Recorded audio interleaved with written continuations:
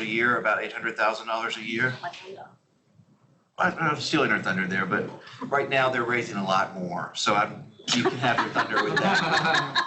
So Hedda's going to talk about what the changes that took place, a little bit about how we worked with them as the firm, and then more importantly, she specializes in Chinese, raising money in China, raising money in Hong Kong.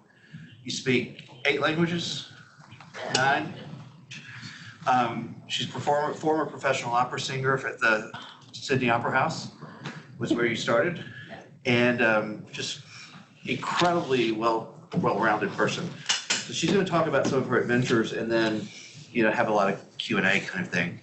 Before we do that, though, I want to give her a picture of who's in the room. So if you just, I don't make everybody go around, but just you work directly with consultants on our projects. Okay. Support everyone else in raising our money or working toward raise money, the rest of you. And some IT, and then we have interns. And this is Justin, he's the new consultant. Arts and culture. Cool. Based in LA, so a little bit closer. Yeah. A little bit. You're only 15 hours away from that. So Hedda? So I've got notes here so that I don't miss things, but feel free to interject at any time. But thanks for the opportunity. Thanks, Andrew, for... And I didn't actually say why she's here. Hedda's leading an alumni event tomorrow night for Macquarie in the US. Yes. After a stint in New York and Yes. off to LA and San Francisco. Yeah, so it's been amazing. I have to say it's been amazing working with the firm. The Deputy Vice Chancellor did bring me in this is my 5th year. We were raising, well, we weren't raising, I think we were tripping over $1 million a year if we were lucky before that. We're now raising $20 million a year. Wow. So since I started, we took on board what Jane Hayden and what Andrew told us to do and what the office needed to look like, and they decided that we needed to do a $200 million campaign. Terrified the hell out of me. Can't tell you how much that terrified me just as they brought me on. But the good news is that we're now 4 years in, we're now at 78 million of that $200 million campaign. So I don't know what that's like in your world, but I think it's pretty fast and pretty good. For a brand new program, yes. So, the office has grown and it's morphed a bit. It's not exactly the roadmap that GG+A gave us, but, universities in Australia change things up quite a lot. We seem to have a restructure every year. So I'll jump in on that part. University in Australia really can't fire anyone. So if there's someone not performing, they have to do a full restructure of the team. And everyone has to reapply for their job, all to get one person out.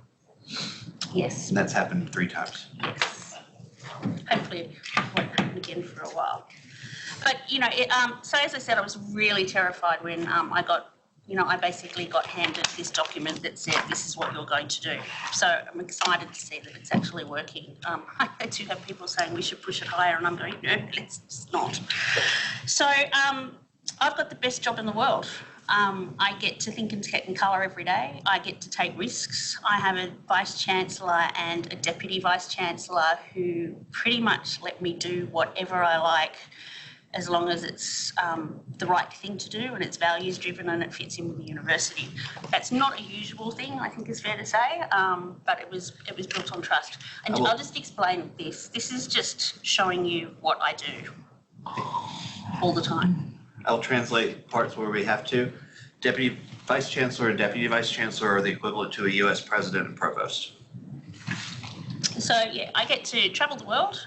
Most of my work is in China. Most of my work is international. And I get to meet the most inspirational people that you could ever imagine. So now Asia. So you'll see lots of different things that we do, but I've probably got quite a different take and a different perspective to what other people have of how to work in Asia. And look, it's an interesting piece of work, but I'll go into what other people have said. But I was told when I started, you can't do it, it's too hard. You can't do it, you're a female. You can't do it because you don't know the language. You can't do it because you're a female. And it just kept going on and on and on. But it's just not true. It's not true at all. I haven't found that at all.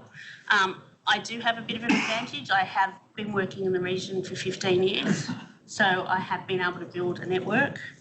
I am female, and that actually works to my advantage. I'm authentic. What you see is what you get. I don't promise anything that I can't deliver, and I make sure that I follow through immediately. My name, fortunately, Hedda, translates in Chinese to Hedda, and it means the Tibetan white scarf. So it's given as a sign of truth and respect, and it's an honourable, it's a very honourable thing. So much so that actually one of my donors had a Tibetan monk come into Beijing earlier this year, and they did a blessing and they gave me a white Hedda because of it. So it works to my advantage. I do understand the language. I don't let people often know that I understand the language because it works to my advantage not to. I do pull people up if they're going really, really off track, but don't have to do it too often. They can kind of, I mean, I'm very expressive, so they can kind of see on my face, but I just, they go, oh, you understand a bit. I'm like, yeah, how? But, you know, the truth is, in Asia, I believe that if you're authentic, you stick to the values of your institution, you stick to the values of the individual that you learn, you do really, really well. You have to take time. You really have to take time. All the rules about, you know, fundraising, you know, it takes 18 months, kind of go out the window a bit in China. It can be 10 years, it can be 2 months, it can be 2 years. It's whatever it takes for that individual person. I've got one that it has literally been 10 years and she's just confirmed to 20 million.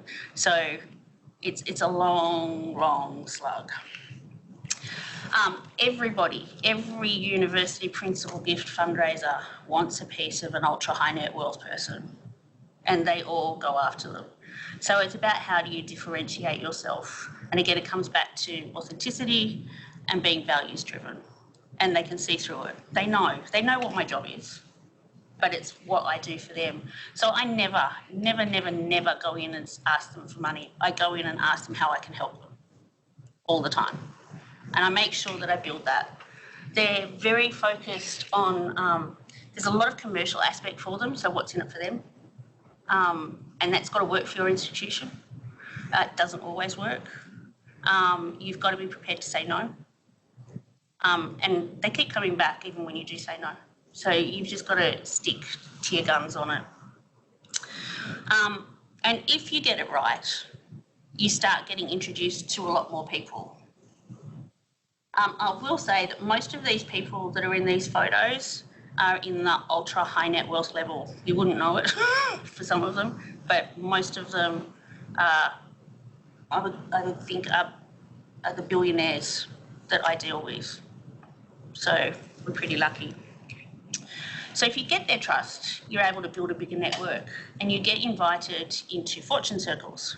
And these fortune circles they all mix with each other, and they want to know each other, and they tend not to go outside of that. There are particular groups of people who won't mix with other people, so you have to get to know who you can and can't put in a room. We often have to segregate our groups because they will not, and if they won't stop giving you money if they know that donor X is giving you money, but they don't want to be in the same room, and that could stop you getting money. You can't be transactional. They sniff it out like you wouldn't believe. You have to follow through. I do a donor every time I visit China, and I go about 8 times a year. I travel over, I'm there. I take a donor report every time. I make sure that we have something to update them on every time, and it's like a magic key that opens the next gift. I've got one that Andrew's aware of, that from his first gift of $1 million, he went up to 1.5, he went up to 3, up to 3, and we're now up to 8. And it's been in that 4-year period that I've been at Macquarie. Colin, Yes. this is the man that when we did the GG+A feasibility study, we did it, part of it in Hong Kong. I led that, but Hedda went with me to translate, which, gift officers never go with you, but so she would come in, introduce me, step out, and I'd have the meeting. But this is a gentleman that was so honored to be interviewed that he brought $1 million to the interview. And we were in his small little private room on top of the bank that sat 72 people. I was bored for. But it's fascinating to watch him grow. That was his first. Was. So what do I do? Well, you can see I travel in style. That was earlier this year. I was picked up by one of my new prospects, and we drove to Shenzhen in his Rolls Royce. It was pretty spectacular, hour and a half there and an hour and a half back and everything in between. You eat a lot, you drink a lot, you play golf a lot. You'll see a lot of golf in there. My golf game has got pretty good now. But, my donors love it. They love laughing at me. They love laughing with me. You play a lot. You have fun with them. They become family. Well, they have become my family. I get very personal. I am very personal with my donors. I don't cross a line. There's never a line crossed, but they know all about me. They know if I'm not well. They know what my kids are doing, and likewise, I know the same for them. And so it's built on trust. But they know 100% when I'm in professional Hedda mode and I'm on the job. They know I'm on the job, and they know when I'm playing. And you've got to be able to navigate that, because that's the authenticity about you being a person and being able to be trusted and not to be transactional. And please, if anyone's got any questions as I go along, please ask. Just to interrupt really quick. So you said you can't be transactional, but at the same time you said that there's often the very commercial, like there's kind of a commercial, like what's in it for them perspective. Yep. Can you kind of like reconcile those two things? Like so for them, they want to know that they're getting some benefit. So I'll try and do one that's... Is it philanthropic? No, it's not Right. philanthropic. Right. It's not philanthropic. So the two are separated out, but it's about showing that you are invested in them and their company or whatever it is that their passion is about. And it's quid pro quo, but it's not. Personal quid pro. Yeah, it is. It is. But it's showing them that we believe in them. And so we've got some in Chengdu who, wanted to set up English language stuff. That's advantageous for a university. Universities want to recruit students. As long as they meet all the requirements and they meet our due diligence, the university would go ahead and work with them on that. But it's kept very separate to this, but it's a proof point that we're invested and we're not just going in to take their seven-figure gifts. Okay.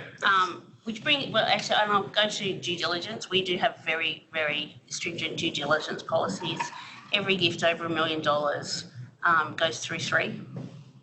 We have one that costs me, I think it's $8,000 US. You might want to even explain, because that doesn't happen in the US. Doesn't So what due diligence is in the... So due diligence, and particularly because I work in China, there's a lot of dirty money in China, and it's about making sure that we have clean money. And so we vet our people. So before I even get to an ask, I have put them under the microscope significantly, and I've got permission from the Vice Chancellor to go forward with it. We have had people come up to us who have offered us significant amounts of money, and I have advised the Vice Chancellor to turn it down.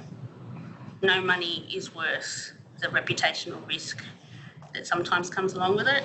And interestingly enough, in Australia, 2 of those donors had given to 4 of the group of 8, and they've all had to deal with reputational risk because one of them can't even come back into the country, and the other one is still under investigation. So it's about making sure that we do the right thing. Nothing is worth your reputation. I personally keep a very low profile. I don't, in the fundraising world, I think it's fair to say. I don't get out there. I go on study tours and stuff like that where I think it's relevant, but I'm in a very privileged position where I am working with people and their personal lives and their personal cash. And it's important that I keep that very private and I'm very respectful.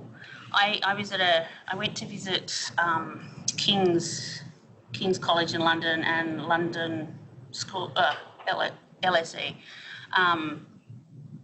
back in March, and it was really interesting and concerning about the bragging that the fundraisers were doing when I was there about these significant ultra high net worth people, and it just showed a lack of respect on the work that they were doing. So I don't mention people's names. I will talk generally about gifts that we're working on. I certainly don't share personal information with other fundraisers. I don't think it's appropriate, nor should we. Not everybody, unfortunately, is like that. But I think it's a good rule to, make sure that you're protecting your donor at all times. You just don't get that access very often, and you don't want to take it away from you. So I guess when you do it really well, you get to be part of something that's really extraordinary, and you get to be part of changing people's lives. People who are giving at this level in Asia are doing it because they want to change people's lives. I come across very few people who do it just because they want their name on a building.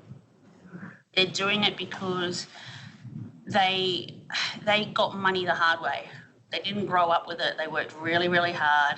Most of it is in property or the financial markets, but they've had to work really hard to get it. Some of them didn't finish school and they want to give back. A lot of it goes into education. The guy we were talking about before, we've set up robotics programs in all of the schools that he's funded in Fujian province in China, and he's funded those schools. These kids, when we went in there, I think there's some pictures of them up there, had never seen a computer before, hadn't seen Lego before, and they're now competing in robotics competitions in Beijing, and they're visiting Sydney in 2 weeks and doing a competition in Sydney, so it's pretty cool. What else can I say? You'll hear a lot about fundraising. Fundraising is a team sport. Yeah, it is, I guess, but when you're at my level, when you're doing principal gift fundraising, it's not so much. Yes, I've got a back office and a backbone behind me that works on it. I am the asker for the university. My Vice-Chancellor does not ask for money. My Deputy Vice-Chancellor does not ask for money. I ask for the money. And that's in part because we have a very good relationship, which Andrew knows. They trust me explicitly, and if something goes wrong, they're protected as well, because we're talking huge amounts of money here. So I will bring them in when it's appropriate, as I will bring in other researchers or executive deans or the like. We'll take them out and do stuff with them, but it's me that does it. Again, it's not a usual situation, but it is one that works at Macquarie, and that's why we've been so successful, I think, in a very short period of time. So what would you say, you have prospects in England, US, Australia. How you do it, you have to switch gears with each one. Yes. So how do you switch gears and what is different? Look, it's only it's a cultural thing. It's not me, the person. I don't change who I am. Not every donor is going to like Hedda. I'm not going to like every donor, trust me, I don't. But you work around it. In those cases, I would probably use our Deputy Vice-Chancellor more. It still would leave me to do the asking, but how we would work with that donor would be more using those people. There's very few of them that we do that. So in listening to you and also in experience, I've watched it, it is about the donor in Asia. Yeah. It's about the university in Australia. It's about the university in the US. So it all flips because a lot of people, it's not about them, it's about the good. But flipping the whole story for the same thing, you find it harder? No. Okay. No. If you know your staff and you know your people really well and you've built the relationship, no. They've got different drivers. Certainly, they have different drivers. I mean, here in the US, I think it depends though. I mean, the people here that I'm still working with are people who want to do something for change. So the person I was with yesterday in New York is all about diversity and getting the message out there about real change, not just talking around tables, but actually doing something hard and fast about it. And so he wants to partner. And I always say we're partnering because, you know, he wants to partner with us because that's the direction that our Vice Chancellor is very serious about. So it's how do we then bring that to life? Does anyone have any questions? Do other universities in Australia, like, have they had a similar growth pattern, like a nascent development program, or is Macquarie really leading the charge? I think you've got the group of 8 at Macquarie, and we're just outside the group of 8. So Sydney and New South Wales have been doing it for a long time, and we call them sandstones. And so, you know, they've got big fundraising teams. They pretty much don't have to ask because it's a bit more like the US model where they kind of. It would be the Ivy League. Okay, yeah. Macquarie's 54 years old, Yeah, so we're young. they're babies. I actually did a semester at Macquarie. Oh, did you? Cool. Yeah, no, so we're young. UTS is probably our next kind of like. They're not doing as well as us. They've got a bigger team, but I think it's just how you focus it. And I haven't really had a choice. I was told I had to come in and I had to do something. So I've got big dollars that I have to hit every year. So the Sandstones launched campaigns about 5 years before Macquarie. Yeah. And they are now closing. Sydney just closed at $1 billion. Melbourne's about to close at $850 million. All of these amounts were completely unheard of 15 years ago. Yeah. And so when they started getting traction, that's when the next tier down started happening. And so the University of Queensland, while a sandstone, they're probably the smallest of the sandstones. So they're in their campaign now for $1 billion, but they're the last one of the major. Adelaide's had theirs, a couple of the other ones have done it. But it's, you know, we're going to see a really interesting point of view from us because 5 years ago we were scrambling to help. Now those institutions have closed their campaigns, and we're actually going to work with a couple of them for post-campaign reviews, and then we're really hoping that leads to the next stage up for the next campaign. You know, but we'll never leave you behind. But I love how the rolls picture pops up all the way. By the way, I make fun of Hedda's car because it's the tiniest little thing I've ever seen in my life. And it's like 40 years old. But He's just a car snob. Just roll down windows. So that's the next step, and I think we're going to see it grow. You know, Sydney's already talking about, they're already speaking as if they're in another campaign, and they're using the $2.5 billion total, all of which was unheard of in Australia 10 years ago. And the tall poppy syndrome in Australia is key, which is no one wants to really stand. You know, in the US, people want to put their name on everything.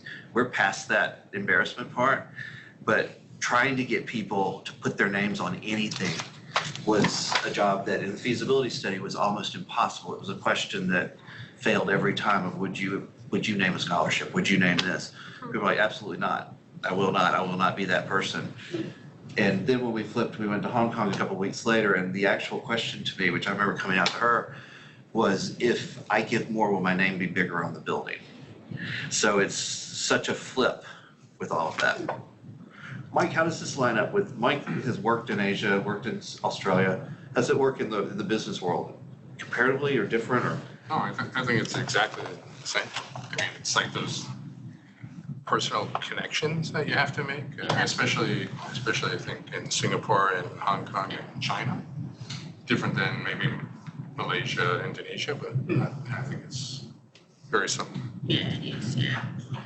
I think, if I cast my mind back to when I got brought in, what would make my life a bit easier? My life would have been made a lot easier if we had a working alumni tool.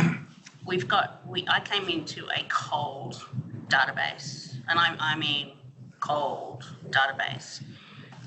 So I've had to work extra hard to build the relationships. I did also come with my own network, so my network has been leveraged big time. A lot of my principal gifts are from non-alumni because of that network, and it just keeps going because it's about those relationships, and they'll keep when you get trust. Out of one relationship, we have now had 5 principal gifts, and I've got, I have to go do a fly in, fly out next month to go to lunch with another one that's come from this one. It's a bit like pyramid selling, really. It is about the relationships. But if we had a warm database, it probably would make things a lot easier. It would make it easier for more junior fundraisers to do stuff because, I'm a serial blind dater. I'm out on blind dates all the time. It'd be really nice to have someone that was a little warmer. So I think that would be good. I think the thing that we do really well is that we're relationship-based. We're not transactional. Sydney University the rule is you ask on the 3rd interaction and that's it.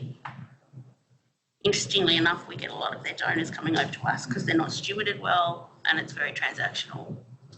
So we try and recruit people into the team that believe in the relationship and putting the relationship first. And I've been very careful as the head of fundraising not to, we have KPIs, but I don't hang it over people's heads and bash them if they're doing their meetings and they're getting out and they're meeting people. And I read every single person's contact report, every single one. So I know what they aren't doing. If I can see that things are moving, that's more important to me because it works for the long term. So we spend a lot of time at US institutions thinking about the case for support and the priorities of the institution. How does that work in this context? It sounds like maybe that's not as important. So we're very donor-led, but we're also very fortunate that we have a Vice Chancellor that has, who has his strategy, he has his strategic framework, he calls it, and he has 7 priorities within that. When we tested that in the feasibility, it resonated with the people we went and met with. And we've got, 4 of them that we work to, but we don't try and box everyone into that. We don't go everything in the kitchen sink either, but we make sure that it fits within a strategic priority. We do have bespoke things, and I brought some collateral here today just to leave behind. MQ Health, no brainer. Medicine is just easy money, right? So we're working with the Faculty of Medicine on what their priorities are. So that meant, and God, faculties cannot articulate what a priority is if you've strung them up. So I had to pull everyone together in a room. It was a bit like this. We had whiteboards everywhere, and I spent 3/4 of a day. They weren't allowed to leave until we walked out with a list of what their priorities were and got sign off. And so we're producing collateral around what those priorities are. So fundraisers can now go out and go, well, this is what we do in cancer, this is what we do in neuroscience, and then build on that. Doesn't mean that other areas within MQ Health don't get looked at or don't get funding for it, but it gives you a bit of a focus. The same with the law school. We did it around that. We've now got a new Dean of Law, so we've pulled back on it and we're looking at what his vision now is, because we, I think someone that was brought in and is no longer there decided that we needed to do the law school, and we just weren't ready. And a lot of, and this is where it comes down to, you have to ask your people what they want, and the people wanted a dean. They don't want to give money until they had someone that they could believe in. And they love the Vice Chancellor, but the Vice Chancellor isn't the Dean of Law. And our law school has, I don't know how many deans it's had. It's been a lot of deans and interim deans and stuff like that. So people lost faith. It's a good law degree, but you don't have solid leadership. So now we're we're regrouping and we're looking at it and what does that stand for. And it's really amazing as we take the new D now, you know, people are now, oh, okay, I can believe in something again. So something though along those lines, that Macquarie made a mistake in the feasibility, that this is key for, well, a couple, but this was, you know, key to you guys that are project managers and stuff in this sense, because they're always trying to impress, they're trying to work with, so they didn't do a draft case statement, they printed it full color glossy printed case statement, and thinking that that was going to impress, and it turned off big time when we were doing the interviews, because people would not comment on it because they thought it was final, to the point that I believe we had a Sharpie trying to write draft across it to see what would change, and it didn't. So we had to go back in, they had to redo it, basically print almost the same thing on white paper, and we had to bring it back in and try it. So that has been universal, and you know, that's when our clients really want to push those case statements and finish them, and we're sort of like, stop, just put it forward with the draft stamps on them, you know, because that's the only way you're going to get feedback. And I thought it was an interesting cultural. Well, no, that was before my time. Yeah, And you still have me out there with it. Yeah, But well, that was my doing. But these aren't cases for support. I personally don't believe in them. I think I believe in information and proof points. And you sell the proof point, you sell the researcher, you sell the work. I don't sell the university. It's not about Macquarie. It's about the difference that we can do with you to cure cancer. So I don't sell buildings. I sell what happens inside the building. I sell the people.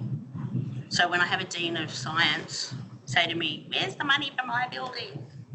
Barbara, no, I don't fundraise for buildings. Tell me what's in the building. That's hard. And you know, that would be hard for, I guess, you guys who are working on trying to get this stuff out of universities, because they can't articulate it. They're not good storytellers. You know, fundraisers need people to be able to tell them a story so that they can tell a story. They're not very good at it. We're getting better. We're a lot better than what we were, but they're not good storytellers. Something, I just keep jumping in, but Hedda talked about being a perpetual blind dater. Those of you who are not gift officers, the analogy, I wanted to explain that a little bit, because she is married and her husband is around here too. But when we train gift officers, one of the ways we do it is the gift circle, which you've all seen, the introduction, cultivation, qualification, solicitation, stewardship, the gift circle. One of the best ways to teach a young gift officer that is to talk about it like dating. That you meet someone, you start liking them, you start thinking, is this the one for me? You take them to meet your parents, you know, that's all the qualifying, it all goes through here. Then you ask them to marry you, and then you spend the rest of your life making them happy until you meet someone else and you ask again. But that's the whole, so that's one of the ways we train gift officers, and it's stuck with me. It's always that, but I tend to talk about dating. And with that, so if you're not familiar with it, we kind of sound really. In the span of your career, what has been some of the biggest lessons that you've learned? That's a good question. Trust in yourself. Trust your gut. Know when to stop. Know when you're not going to go any further. I'm very much about thinking in technicolor and the risk side of things. It's having faith that you know what you're doing, but making sure that your executive back you. I think when I started out, I wasn't quite sure that I had that, and it was I had to believe in myself a lot more and understand that they did. They weren't just giving lip service. It takes a lot to get that, because they do let me loose a lot. You have to believe in yourself. And I have another question if no one else does. I'm here to help. What got you into an international market? I think because I was in the business school, that was predominantly why. And in the business school, they had me doing everything in the kitchen sink at various times. So I've done student recruitment, I've done alumni, I've done business development. There's a branch in Hong Kong. And we do have a campus in Hong Kong. That's right. So I was always in Hong Kong doing stuff there and built up Hong Kong was, I guess, my first network. We've got about 7,000 alumni in Hong Kong, and I probably know 6,000 of them. So, yeah, that's kind of it. The business school was really the door that opened it. And a bit of singing on the side. Yep. What was your strategy for learning so many languages? I was an opera singer. There was no strategy, I had to. Natural? Sorry. It was just natural? Yeah, I have a thing for language. I'm very rusty now. I was much better when I was singing all the time. That's how you did it. Yeah. Because I remember having a conversation with her one time. She was going somewhere. I was like, do you speak the language? She said, no, but I will. And she did. A week later. I have a kind of technical question, something that we deal with in the field, is the, I guess, increasing or the currency controls in China, and so working with, ultra high net worth people there and the ability to make gifts in the United States. I'm just kind of wondering Well, that's a good question. It's one that I'd like a magic bullet answer to myself. I would actually need to talk to John about that. It's really hard. Most of the people will have money offshore. Right. We have a S88 foundation in Hong Kong. So it will they'll either come directly from their Hong Kong bank account into our Australian bank account, or they'll go through our S88, our foundation, or they'll go through the UK. A lot of Chinese people have money in the UK, so they'll go through our Hong Kong bank account. Our England bank account. It is hard. I have got a donor at the moment who is really struggling to fulfil his gift, not because he hasn't got the money, but he is one of the very few that actually doesn't have an offshore account. So they have to fill in paperwork. You have to invoice them. So we call them pledge reminders, but they look like an invoice because you don't really invoice for a donation, but you have to invoice their company for the donation, and you have to be able to prove that you're able to accept that money. So they call it a license. There's a lot of language difficulty, and they've become really tough on Chinese philanthropists. They're doing it because they're trying to clear up the dirty money. But what's happening is the language that they're using in the laws, and I've got them if anyone's interested in them, I'll have them translated. They're getting confused between investments and philanthropy, and so the language crosses over. And so these people who are doing genuinely fabulous things in the mainland are getting caught up in it and being microscoped now over it, and they have to do all these reports that they have to submit into the police. They have to go into a police station in Beijing. They have to produce what it is that they're going to be doing for that year, how much they're spending, what they're spending it on, what the outcomes are.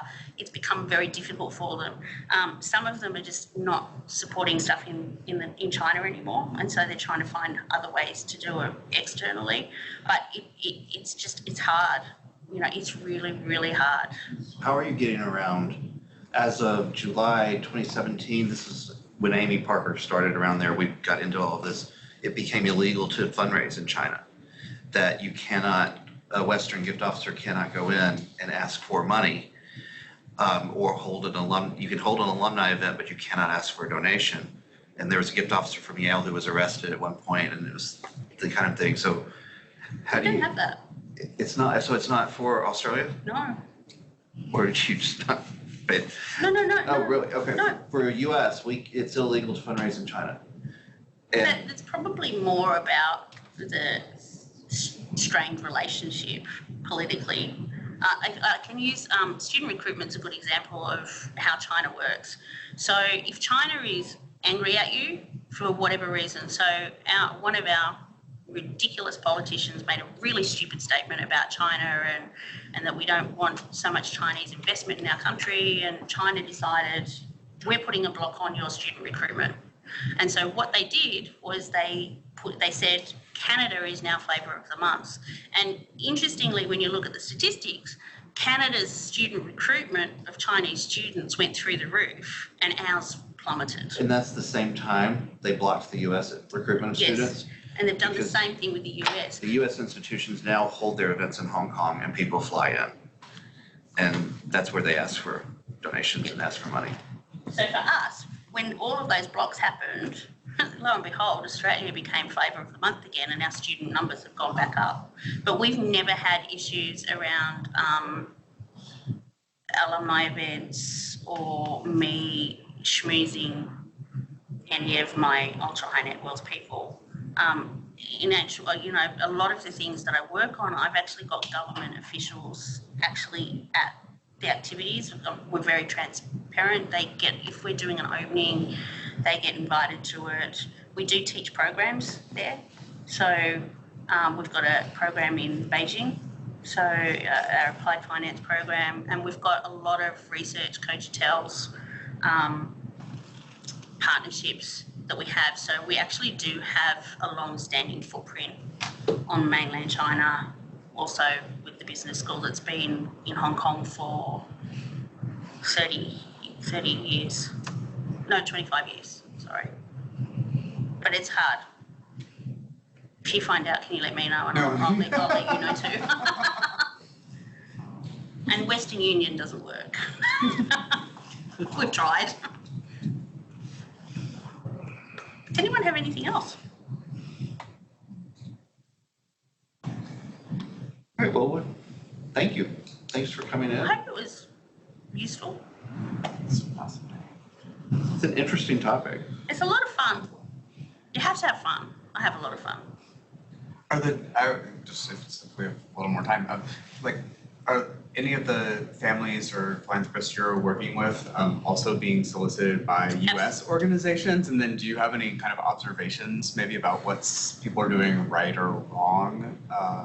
Look, I think there is possibly 2 of them. I think the observation would be not spending enough time with them. And I mean, whilst they know what my job is and they know why I'm there, it comes back to that real collaboration and partnership piece. One of them gives to 2 here, but he does it because he likes the name of the institution here. He's not doing it. I mean, yeah, he said he wants to cure something, but he wants to be able to say to his friends that he gives to these 2 big named places. You've also then got to be careful that you don't over-service, because they can become, and these are more the people who are doing it because they want their names on things. If you over-service them, they become a rod for your back and you can never make them happy. And then they start to talk about it. And so if I'm hearing it about another institution, well, I'm unhappy because of X, you know, it's not good for someone from another institution to be hearing that. And they do talk. So if they're talking to me, they'll be talking to their circle of friends. So yeah, you've got to really balance it up. And don't overpromise. I think sometimes there's a lot of over-promising because you want the money. Yeah, when we've worked there, when Amy and I have been out, it's very funny. Australia is seen as like right there. It's a 10-hour flight. It's not just right there. It's sort of like how people think New Zealand is right there and it's a 4-hour flight. But they tend to bond a little bit more with the Australians because it's back and forth. Yeah. We do fly in, fly out. So we will fly out, we'll do something the next day, we'll fly out that night if we need to. I think I think people need to be prepared to be 24/7 at this level. Like, you've got to be on the WeChats and your WhatsApps and, you know, in Hong Kong, you know, a lot of them are on my Facebook. You got to be very careful with your Facebook then. I'm very careful with my Facebook, but be accessible to them. I do it because it shows that I've got nothing to hide. And what I say to them is actually what they can see on my social media. But it's always very professional, it's always respectful stuff.